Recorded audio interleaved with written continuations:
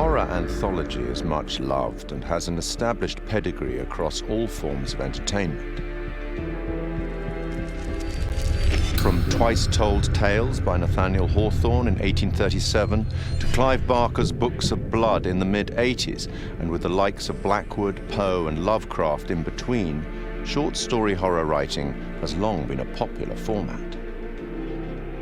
Largely regarded as the first published horror anthology, Twice Told Tales is a collection of mostly previously published stories from The Token, an annual illustrated gift book published in Boston. The author of Twice Told Tales, Nathaniel Hawthorne, was born on July 4th, 1804, in Salem, Massachusetts. His great-great-grandfather was John Hawthorne, a Puritan, and one of the judges who presided at the Salem witch trials of 1692. In 1842, Edgar Allan Poe reviewed Twice Told Tales for Graham's magazine, concluding that Hawthorne was a man of indisputable genius. By this time, Poe, also from the state of Massachusetts, had already written his own collection of short stories for publication. This collection, titled Tales of the Grotesque and Arabesque, was published in 2 volumes in 1839. The horror anthology had become a recognized format, and after also writing many short stories for newspapers and magazines, Algernon Blackwood's first publication, The Empty House and Other Ghost Stories, was released in 1906.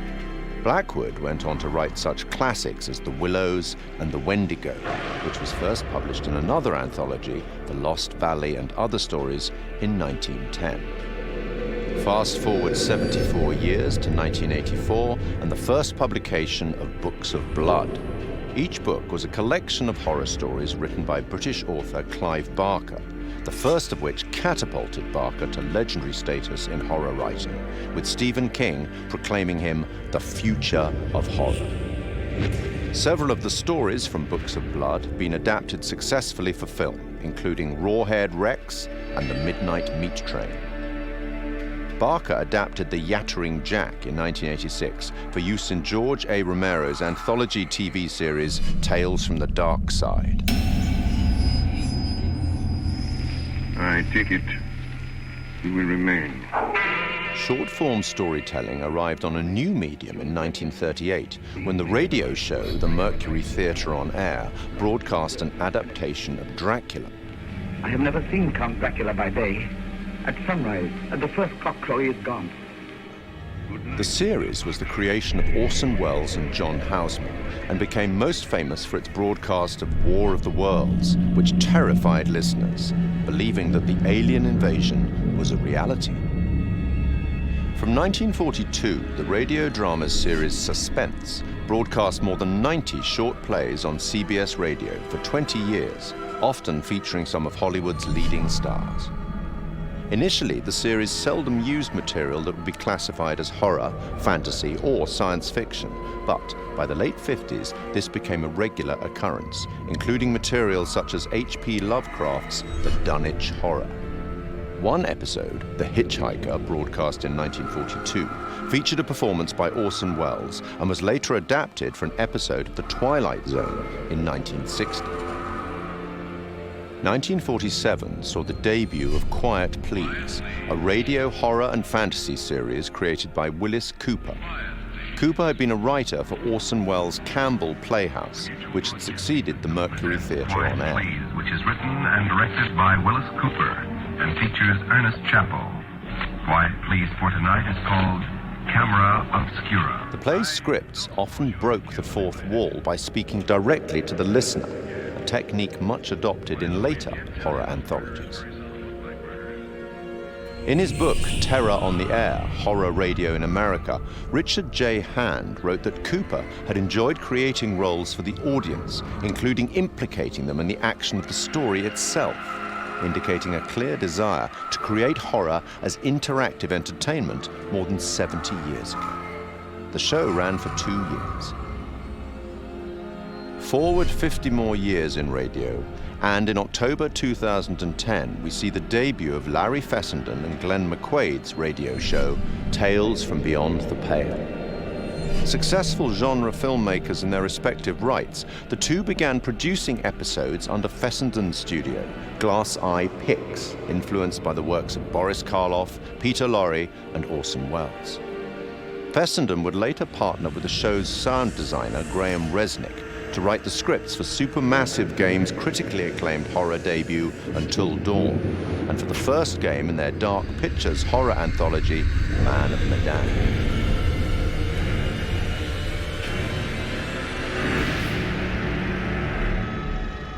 In film and TV, short-format horror has been successfully represented many times since The Twilight Zone in 1959. Created and presented by Rod Serling, The Twilight Zone ran for 5 seasons on CBS from 1959 to 1964. Each show was a standalone story featuring characters faced by surreal and often disturbing events. Serling's introductions and conclusions to each show summarized the story and provided some justification for the events and, often, the moral of the story. In 2016, Rolling Stone placed The Twilight Zone at number 7 in its list of the greatest shows of all time. The 1972 film Tales from the Crypt is highly regarded by fans of the genre. Starring Peter Cushing and Joan Collins and featuring Ralph Richardson as the Crypt Keeper, it is an anthology film based on stories from EC Comics and one of several Amicus horror anthologies produced in that decade. And in 1989, HBO launched a horror anthology series under the same name, also based on EC Comics, which ran until July 1996. 1982 saw the release of Creepshire, a dark comic horror anthology film directed by George A. Romero.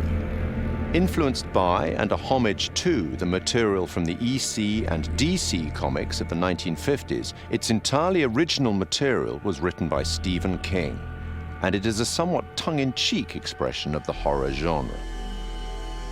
25 years on, and in 2007, Trick or Treat presents another set of horror shorts as a dark comedy horror anthology film. And then, in 2012, a very different anthology film with a very different tone, VHS. Created by Brad Miska and Bloody Disgusting, an American horror genre website and film production company, VHS is a much darker horror anthology film. Comprising 6 short horror stories and linked by a found footage theme. 2 of the stories, Second Honeymoon and Tuesday the 17th, were written and directed by Ty West and Glenn McQuaid.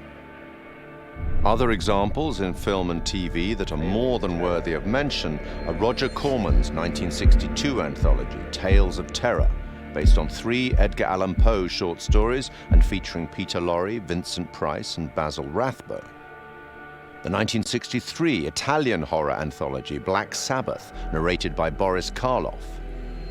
The TV series Night Gallery, a spiritual successor to, or certainly a close relative of, The Twilight Zone, fronted again by Rod Serling and focusing more directly on horror, which ran from 1969 to 1973. Stephen King's Cat's Eye of 1985. John Carpenter's 1993 film Body Bags, featuring the likes of Sam Raimi, Wes Craven, and Mark Hamill, and Southbound, a 2016 road trip horror anthology by a number of the collaborators on VHS. From written fiction through radio, cinema, and TV, and now video games, horror anthology is a format that both creators and horror fans enjoy. And it's a format that has existed for almost 200 years. Long may it continue.